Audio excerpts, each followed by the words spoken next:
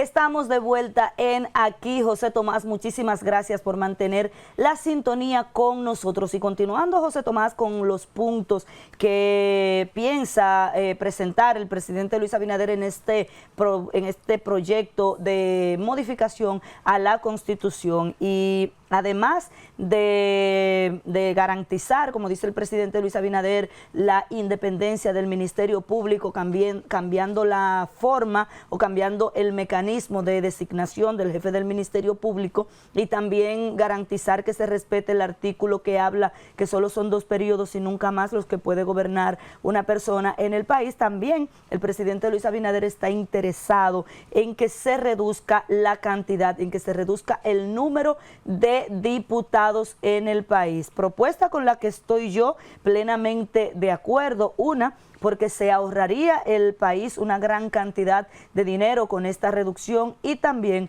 porque son muchos los diputados que fueron escogidos para algo y no han cumplido con ese compromiso para el cual fueron escogidos, porque son diputados o legisladores que muchas veces no asisten a las secciones del Congreso Nacional, y son diputados que solo se le conoce cuando van a hacer campaña y después se olvidan. No se conoce ninguna iniciativa que hayan impulsado esos honorables legisladores que fueron escogidos para que legislen a favor de esa demarcación. Entonces yo creo que no hay necesidad de que en un país tan pequeño, en un país con apenas poco más de 10 millones de habitantes, haya 190 en total, 190 diputados, contando los del Parlacén y Ultramar, ¿verdad que sí? Sí, tenemos 190 diputados en total. Entonces es mucho el dinero que se ahorraría la República Dominicana, y eso de alguna manera está vinculado con la calidad del gasto, un tema del que hemos hablado bastante.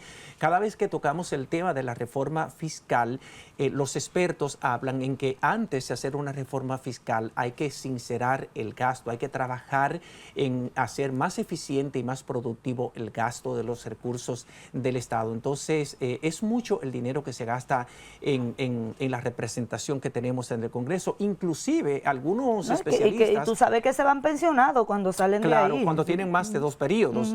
Entonces, hay muchos especialistas, inclusive, que están hablando de la posibilidad de tener un Congreso unicameral, porque la calidad del Congreso no lo determina la cantidad de legisladores que tengamos, sino el compromiso que tengan esos legisladores con crear leyes y normativas que fortalezcan la institucionalidad jurídica del país, que puedan crear leyes que sirvan para apuntalar y promover el desarrollo económico y social, organizar la vida en sociedad en la República Dominicana. Entonces, eso no depende necesariamente de qué tan grande sea el Congreso. Igual que la eficiencia del Estado no la determina la grandeza del Estado, la gran cantidad de empleados que tiene el Estado o de instituciones, sino la eficiencia, el trabajo productivo que puedan hacer las instituciones y los servidores del Estado. Entonces, ese es un tema muy importante. Hay quienes han estimado, por ejemplo, que en 4 años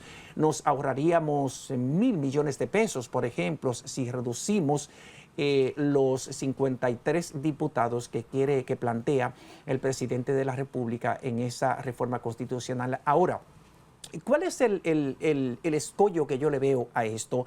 Es que no es tan fácil, no es automático pasar la reforma tal como la va a plantear el presidente de la República el próximo viernes, cuando se juramente para el nuevo periodo constitucional.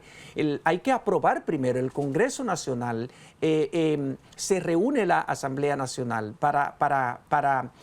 primero el Congreso tiene que aprobar una ley que declare la necesidad de la reforma, y en esa ley hay que dejar taxativamente planteado cuál es el objeto de la reforma, o sea, cuáles son los temas y los artículos que vamos a reformar de la Constitución. Entonces, cuando el Congreso Nacional apruebe esa ley que declara la necesidad de la reforma, entonces el presidente de la República convoca a la Asamblea Nacional Revisora, que es la reunión conjunta de diputados y senadores trabajando en la calidad de asamblea revisora para conocer los puntos que el presidente de la República está recomendando para que sean reformados. Ahora, cuando se reúne la Asamblea Nacional Revisora, esa asamblea es soberana.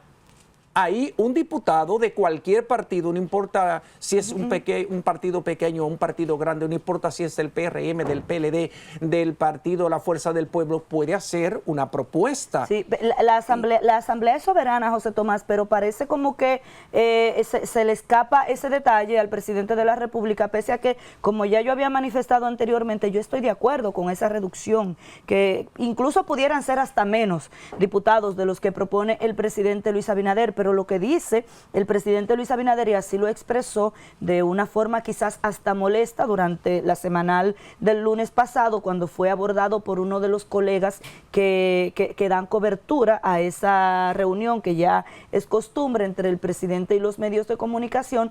Él dice que se va a reunir con la asamblea antes del 16, con los diputados de su partido, con los diputados de su partido antes del 16 de agosto, para elaborar una propuesta y que no va a permitir que nadie dé una opinión que vaya contraria a esa propuesta conjunta que va a hacer su partido ante la Asamblea Nacional.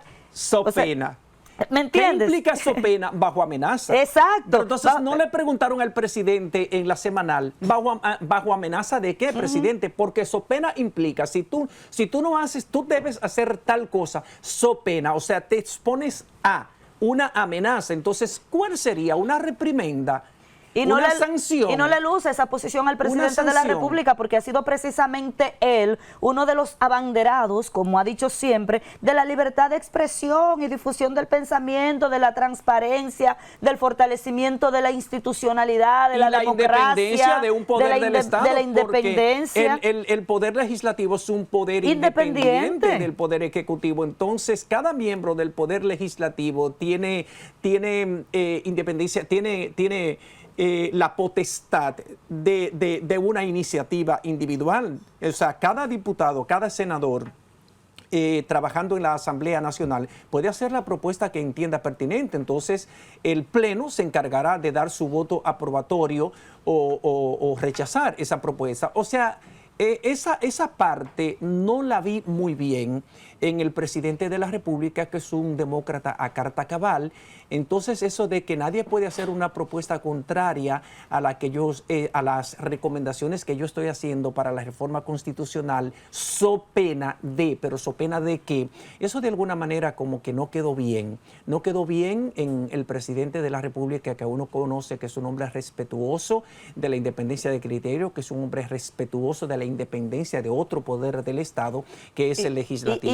Y que ha sido un presidente que ha dado ejemplo de que cuando una medida o una propuesta es impopular, debe echarse para atrás, porque no ha sido una ni dos veces que el presidente Luis Abinader ha echado para atrás una disposición o una medida porque ha resultado impopular, porque el pueblo se ha levantado, porque el pueblo ha dicho que no le parece bien. Entonces, ¿cómo viene a salir con esto ahora? Si ha sido uno de los presidentes que más ha escuchado la opinión de la población y uno de los presidentes que más le gusta consensuar todos los temas que tengan que ver con una decisión que vaya a afectar o a favorecer al país. Entonces, no le quedó bien esa pose al presidente. Habrá que esperar, faltan ya muy pocos días, el viernes próximo es el 16 de agosto, y ahí conoceremos entonces cuál será la propuesta definitiva, porque obviamente uno no conoce, por ejemplo, cuáles fueron las sugerencias que le hicieron esos 50 abogados expertos en temas constitucionales que se reunieron con el consultor jurídico del Poder Ejecutivo. Puede ser que esos abogados hicieran propuestas interesantes que de alguna manera hayan sido acogidas por el presidente de la República y a lo mejor varíen el enfoque o varíen Antoliano lo ha dicho que puede variar. ¿Entienden? Que varían algunas de las propuestas. O sea que yo pienso que para uno tener una idea certera, y para manejar mejor el debate, es importante que esperemos el 16 de agosto, el viernes próximo, para que el presidente de la República someta al Congreso Nacional esta propuesta de reforma constitucional. Entonces ya uno tendrá un poquito más de firmeza, de certidumbre. Podemos analizar entonces con conocimiento de causa, porque sí, entonces tendremos una propuesta definitiva. El hecho es que ese seguirá siendo un tema de análisis, de debate y de muchas controversias aquí en nuestro país. Inmediatamente sea sometido por el presidente de la República al Congreso Nacional, habría que esperar cuál sería la reacción de la oposición política, que hasta ahora la he visto muy indiferente, muy tibia, muy tranquila, muy pasiva con todo este debate de la reforma constitucional. Se han limitado a decir que no es necesario, que no es imperiosa la necesidad de una reforma constitucional, pero no he visto propuestas definitivas, no he visto posiciones lo suficientemente sólidas de parte de la oposición política. Con esa actitud yo creo que la oposición va a durar muchos años siendo oposición. En ese lugar. Bueno, y nosotros vamos a desconectarnos de ustedes por unos segundos porque vamos a una pequeña pausa comercial. Estamos de regreso con lo que resta del contenido de esta su propuesta de esta semana.